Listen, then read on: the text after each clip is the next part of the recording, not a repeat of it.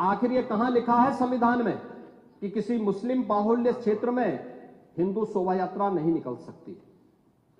और जब आप रोकते हैं तभी हिंदू पक्ष से भी रिएक्शन आता है कि साहब हम भी नहीं जाने देंगे। भाई मुझे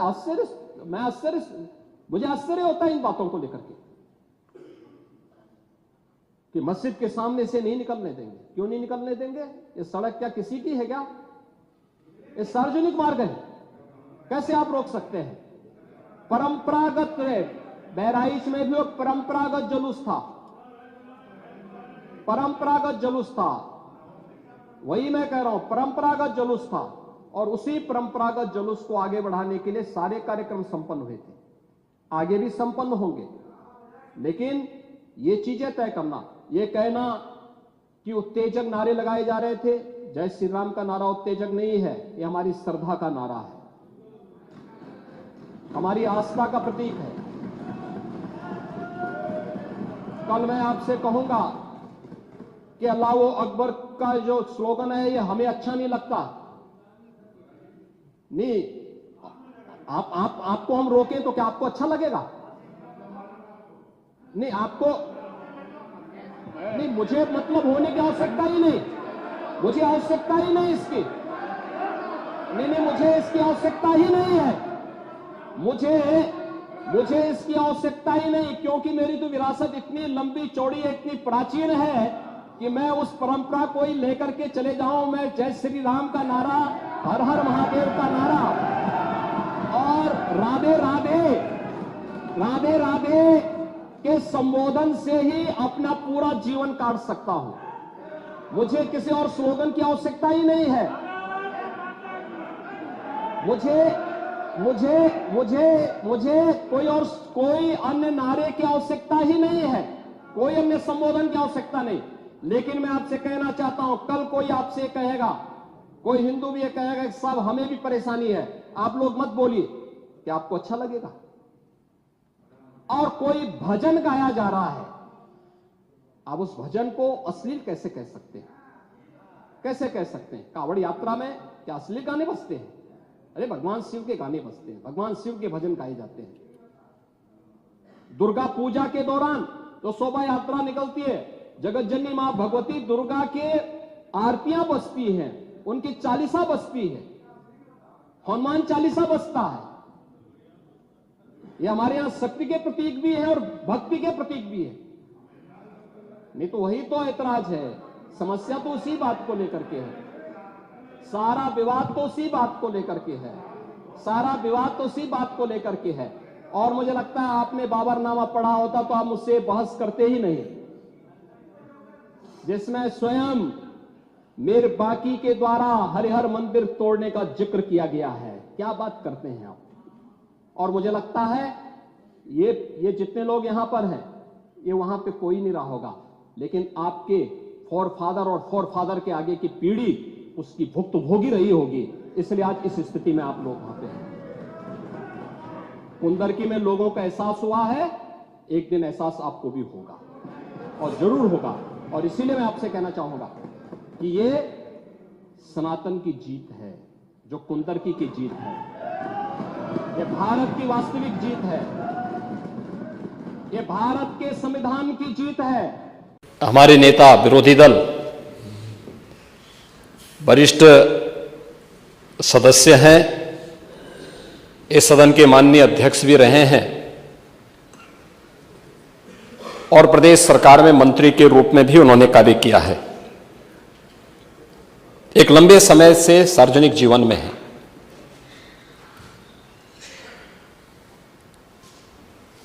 बुद्ध को हम भी मानते हैं,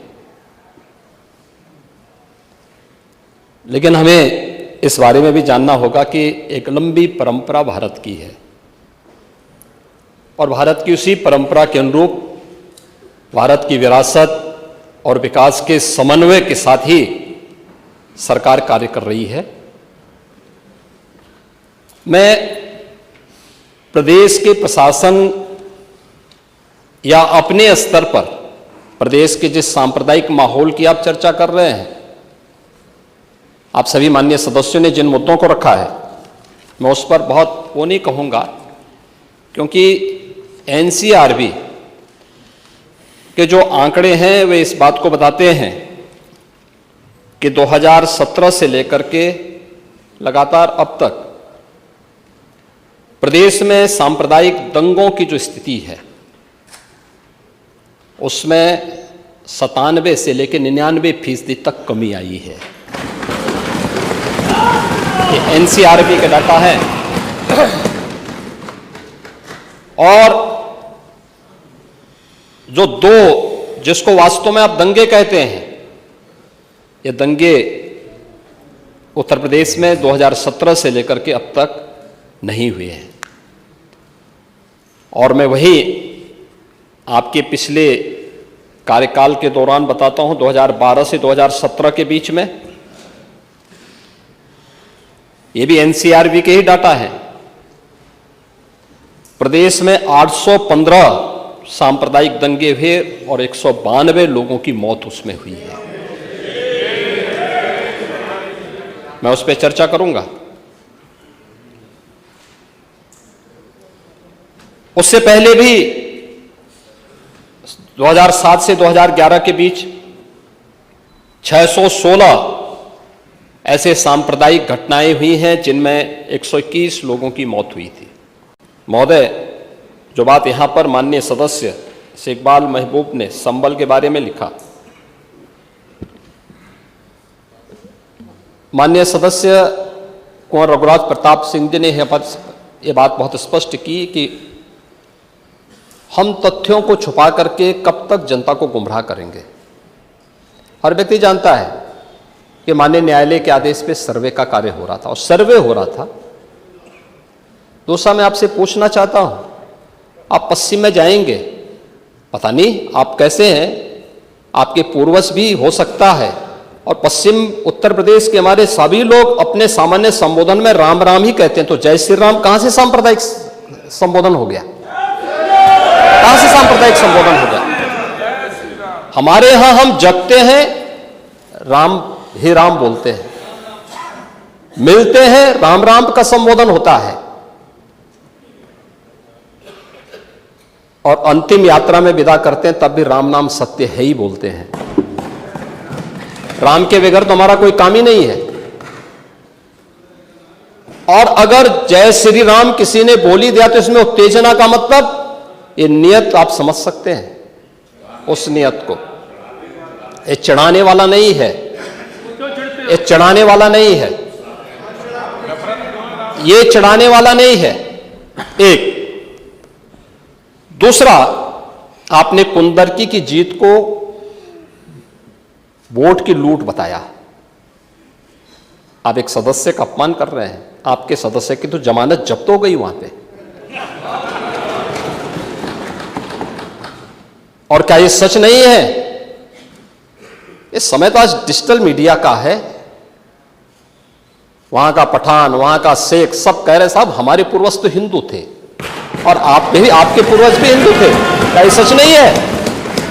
और क्या ये सच नहीं है कि देशी और विदेशी मुसलमानों की आपसी भिड़ंत है जो वर्षों की लड़ाई को लेकर के वहां चल रहा है?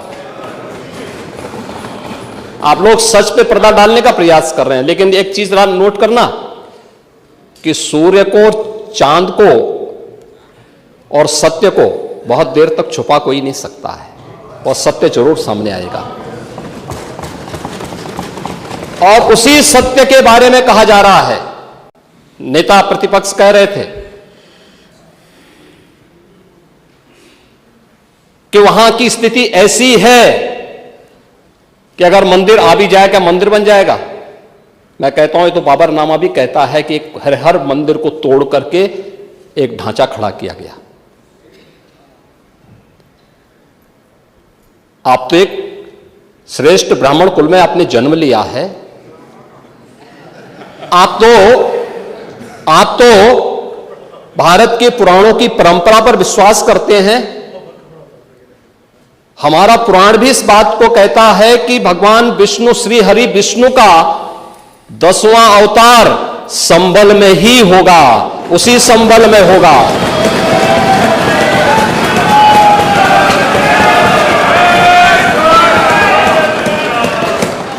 और यह तो केवल सर्वे की बात थी। माननीय न्यायालय के आदेश पर जिलाधिकारी का मतलब जिले का एडमिनिस्ट्रेटिव हेड, पुलिस अधीक्षक उस जिले की पुलिस फोर्स का मुखिया है। इनका दायित्व है कि शांतिपूर्ण तरीके से किसी सर्वे के कार्यक्रम को वहां पे संपन्न करना, माननीय न्यायालय के आदेश को अक्षरशः अनुपालन करना। और सर्वे 19 नवंबर को भी हुआ, 21 नवंबर को भी हुआ, 24 नवंबर को भी सर्वे का कार्य चल रहा था। क्या यह संभव है? नहीं, 21 को संपन्न नहीं हुआ था। ये लगातार सर्वे का काम चल रहा था और सर्वे के कार्य के दौरान पहले 2 दिन कोई भी शांति भंग नहीं हुई। तीसरे दिन जब 23 नवंबर को जुमे की नमाज के पहले और जुमे की नमाज के दौरान जिस प्रकार की तकरीरें दी गईं, उन तकरीरों के बाद माहौल खराब हुआ और फिर उसके बाद जिस प्रकार की स्थितियां की गई थी वो सबके सामने है। और इसलिए मैं कह रहा हूं, हमारी सरकार ने तो पहले ही कहा कि हम जुडिशियल कमीशन बनाएंगे। ये एक्ट के अंतर्गत ही कमीशन बना हुआ है। माननीय सदन में उसकी रिपोर्ट भी आएगी। दूध का दूध और पानी का पानी सबके सामने आएगा।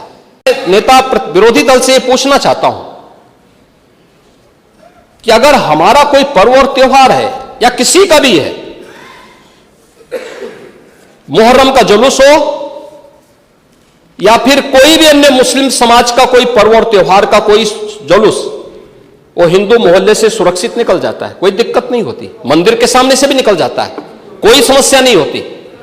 लेकिन इस समस्या केवल वहीं पे क्यों खड़ी होती है जब कोई हिंदू शोभा यात्रा किसी मस्जिद के सामने से, किसी मुस्लिम बाहुल्य क्षेत्र से निकलती है, तब क्यों तनाव पैदा हो जाता है? तभी क्यों झंडा लगाने में क्या समस्या आ रही है?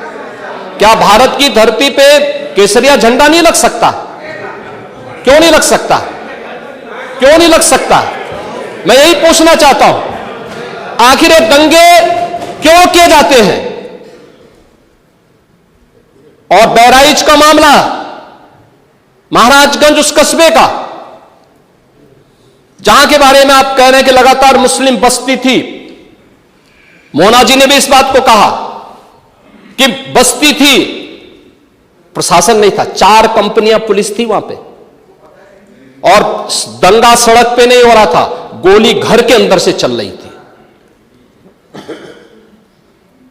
जिस निर्दोष राम गोपाल मिश्रा की हत्या हुई और घर के अंदर से गोली चला करके उसकी निर्मम हत्या की गई।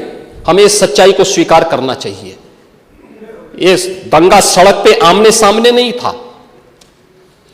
अगर पुलिस घर के अंदर घुसती तो लोग फिर कुछ और आरोप लगाते। पुलिस ने बचाव करने का अपना प्रयास किया। 4 कंपनियां वहां पे थी, और आप कह रहे हैं कि माननीय मोना जी ने भी कहा कि भारतीय जनता पार्टी के विधायक ने आरोप लगाए। भारतीय जनता पार्टी के विधायक ने इस हल्दी की घटना को लेकर के नहीं, इस महाराजगंज कस्बे की घटना को लेकर के नहीं, ये उस समय बहराइच कस्बे में थे, और बहराइच कस्बे में इनकी गाड़ी पर हमला हुआ, जो वहां से 30-35 किलोमीटर दूर है। वहां पे एक पथराव हुआ था। मैंने भी इनको कहा था, मैंने कहा देखो तुम्हारे उस क्षेत्र में दंगा हुआ है, तुम वहां तत्काल जाओ, लोगों को कंट्रोल करो। लेकिन उसको कैसे तोड़ मरोड़ करके प्रस्तुत किया जा रहा है? इन्होंने जो तहरीर दी वो दूसरे मामले में दी है, उसका इस घटना से कोई लेना देना नहीं, लेकिन उसको किस तरीके से जोड़ करके देखा जा रहा है। उस मूल संविधान की प्रस्तावना को एक बार पढ़िए। मौलिक कर्तव्यों के बारे में, मौलिक अधिकारों के अध्याय के चित्र को देखिए। अलग अलग उन आर्टिकल के उस पृष्ठों का अवलोकन करिए,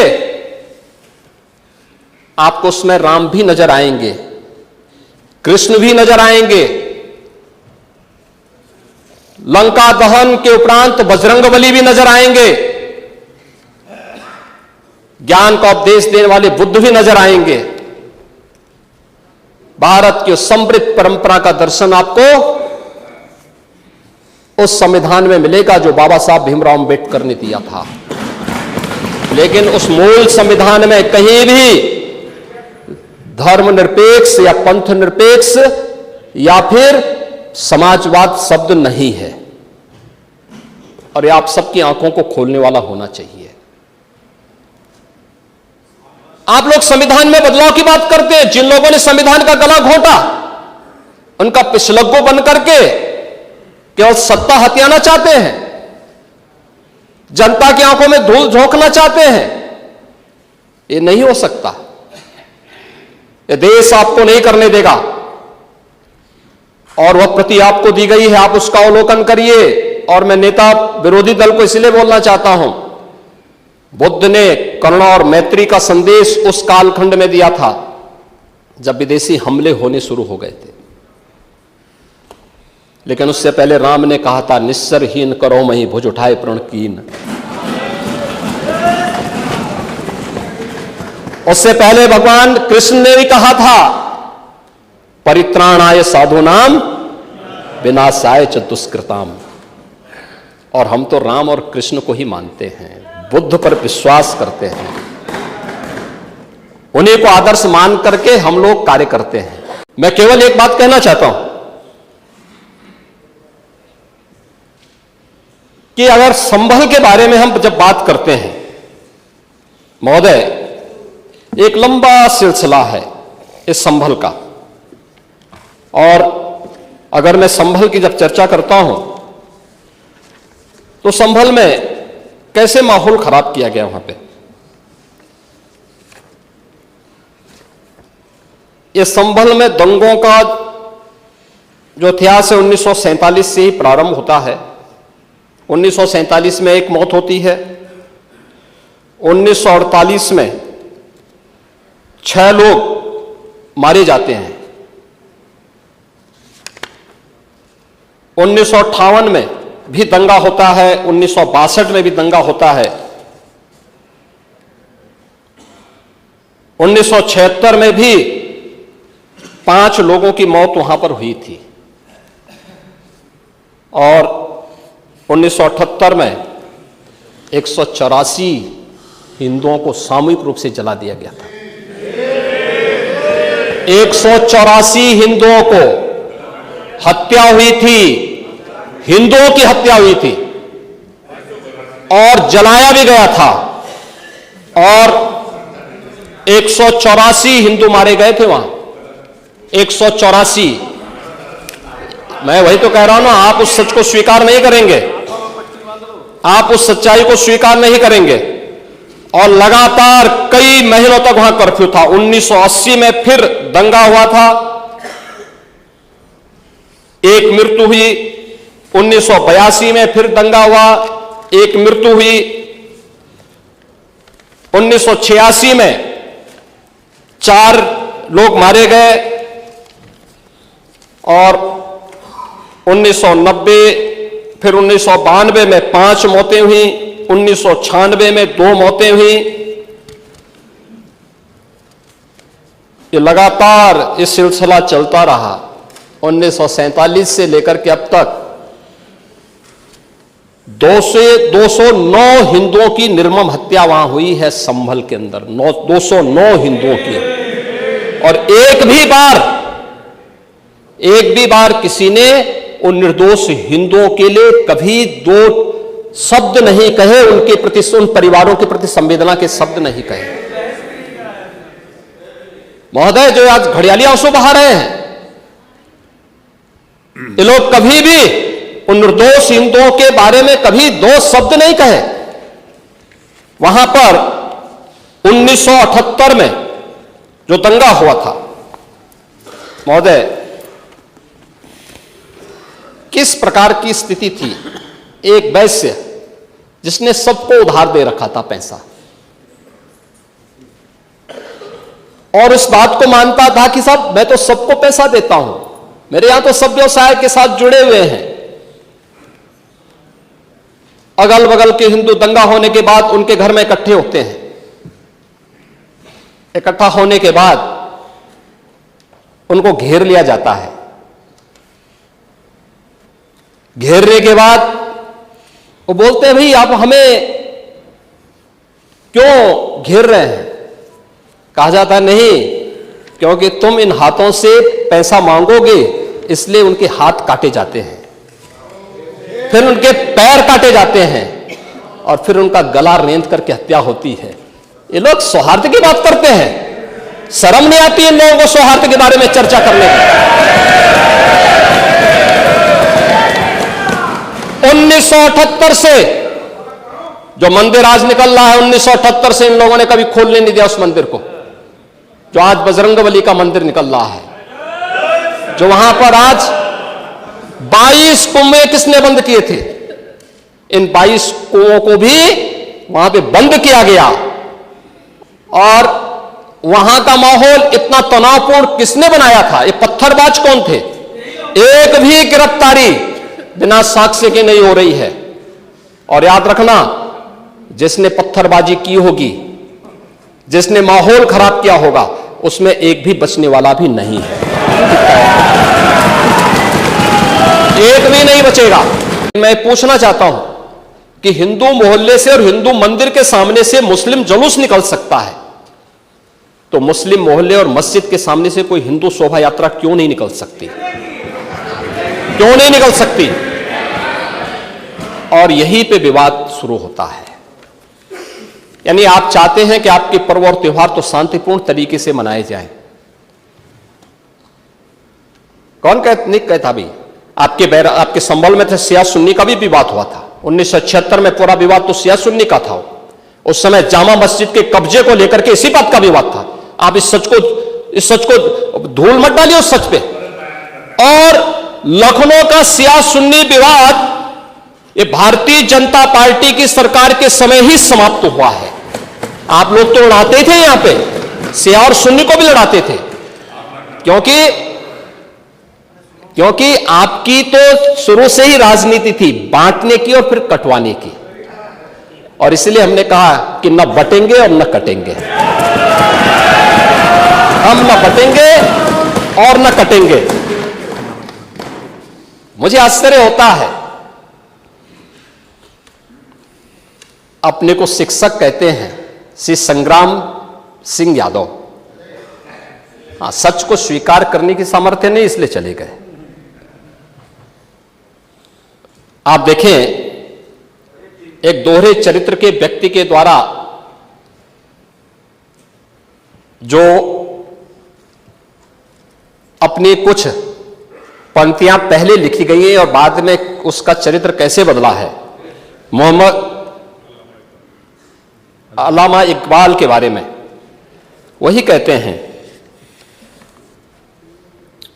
यानी जो पहले कहते थे,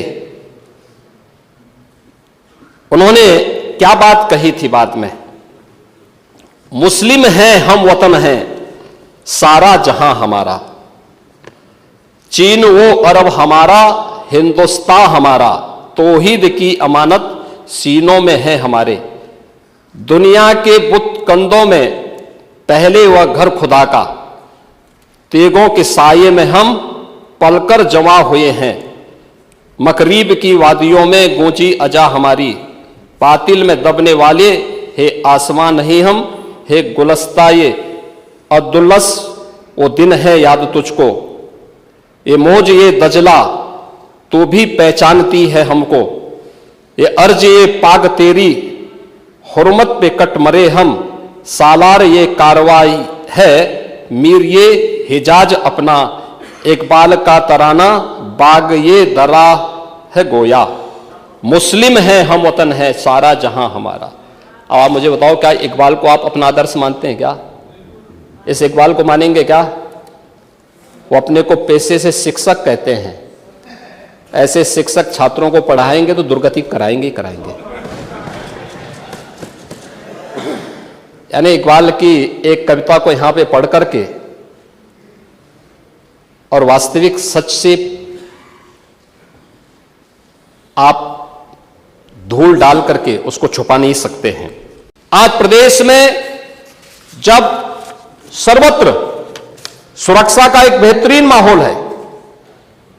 और 2025 में जब उत्तर प्रदेश को एक गौरव प्राप्त होने जा रहा है कि दुनिया का सबसे बड़ा आध्यात्मिक और धार्मिक सामाजिक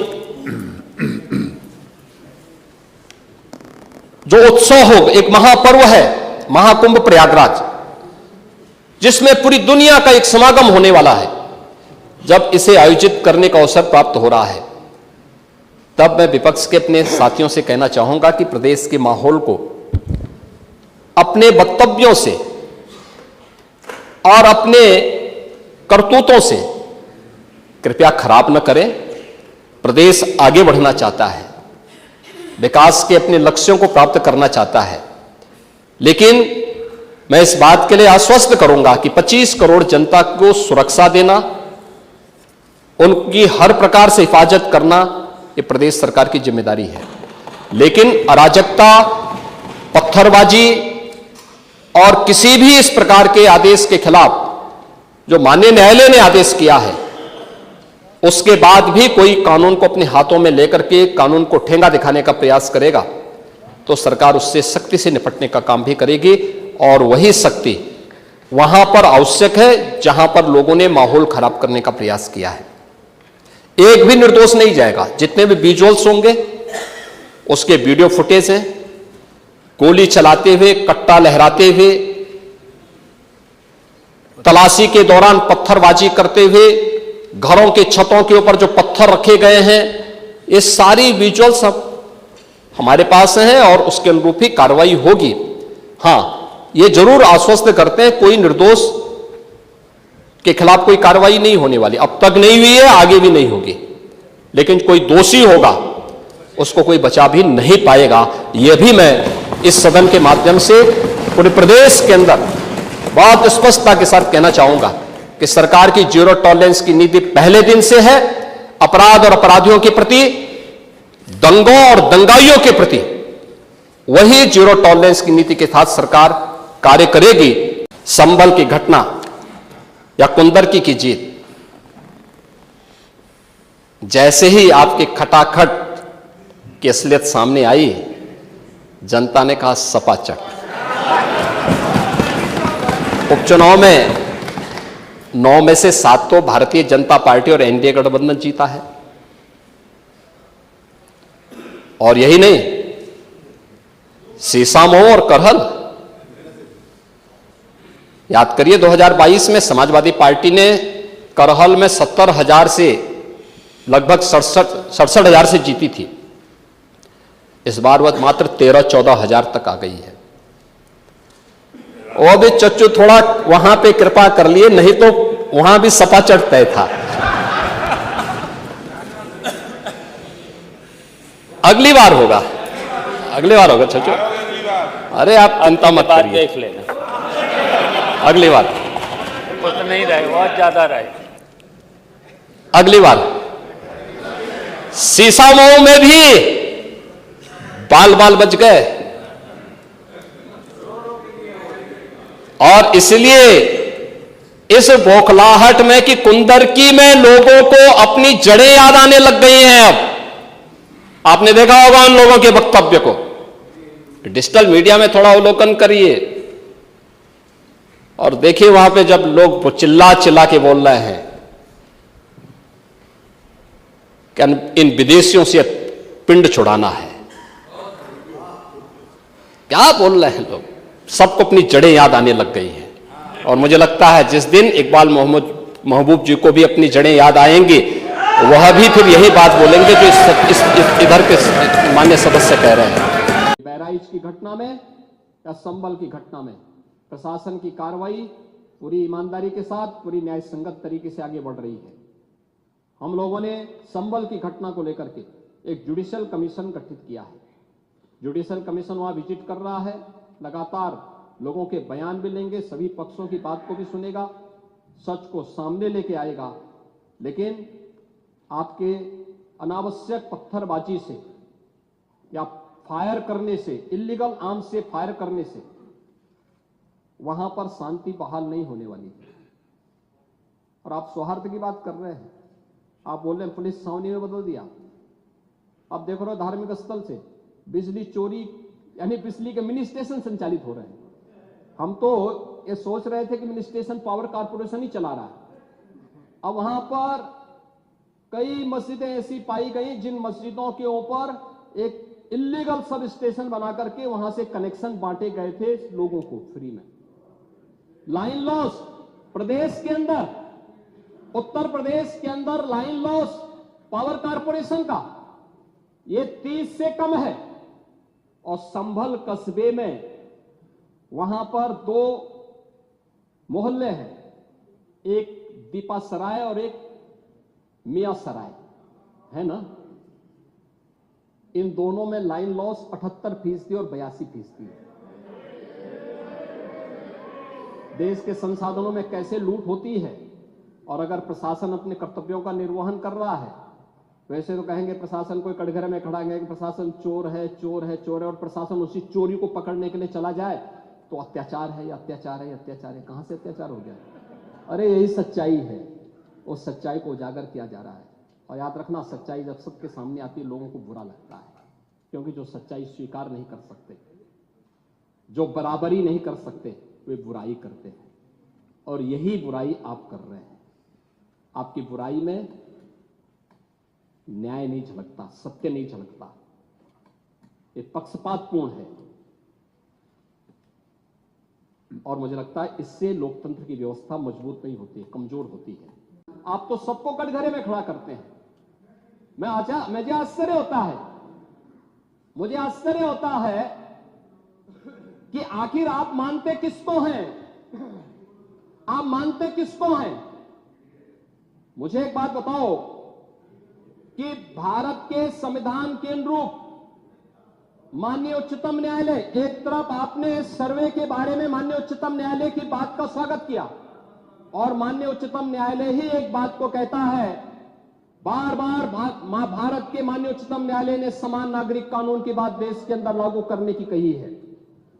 और भारत अकेला देश है, भारत अकेला देश है जिसमें बहुसंख्यक समाज अपने लिए विशेष अधिकार की मांग नहीं करता है, बल्कि एक समान नागरिक कानून की मांग कर रहा है।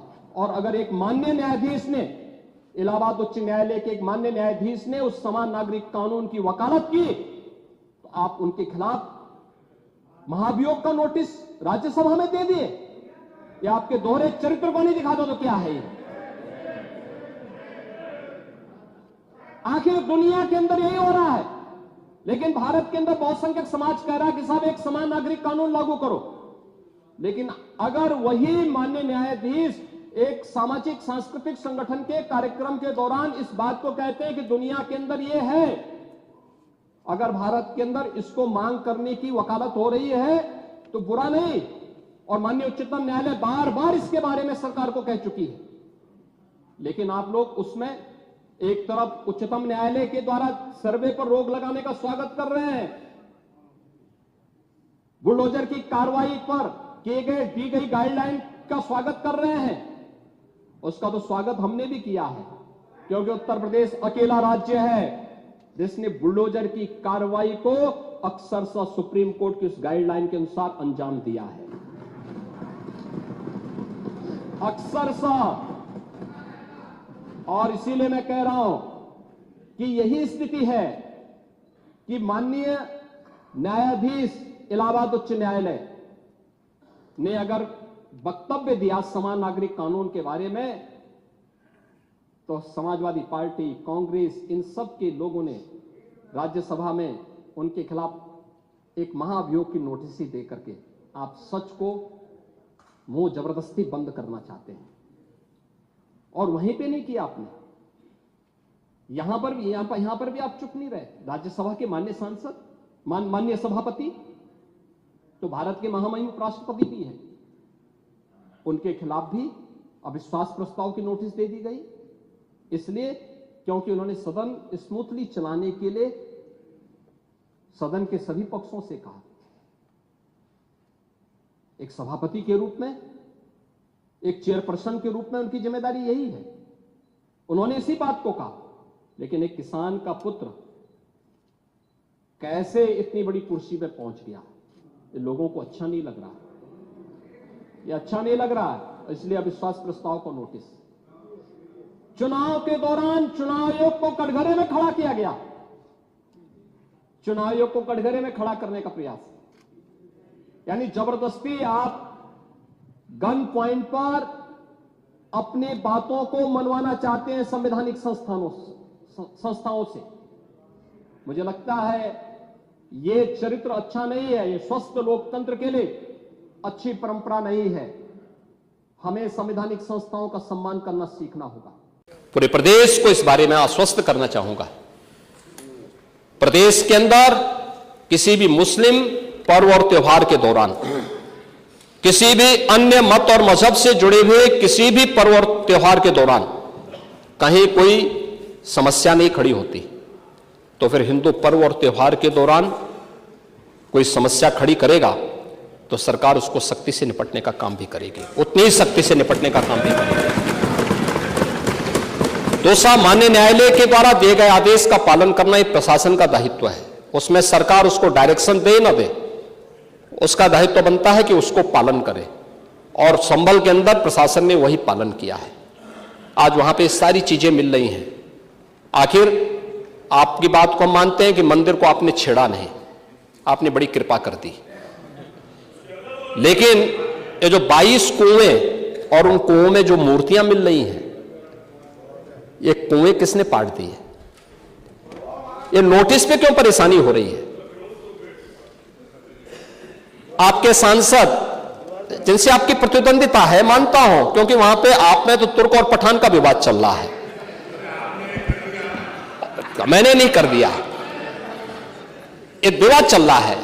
आप उनके सामने, माननीय सदस्य के सामने, आप उनके साथ अपनी जड़ें ढूंढ रहे होंगे, लेकिन ये सच्चाई है, ये सच्चाई है, क्योंकि ये तो है ही। सकीफुल रहमान बर्क कभी भी अपने को ये नहीं बोलते थे कि मैं भारत का नागरिक हूं, वो तो कहते थे मैं बाबर का संतान हूं,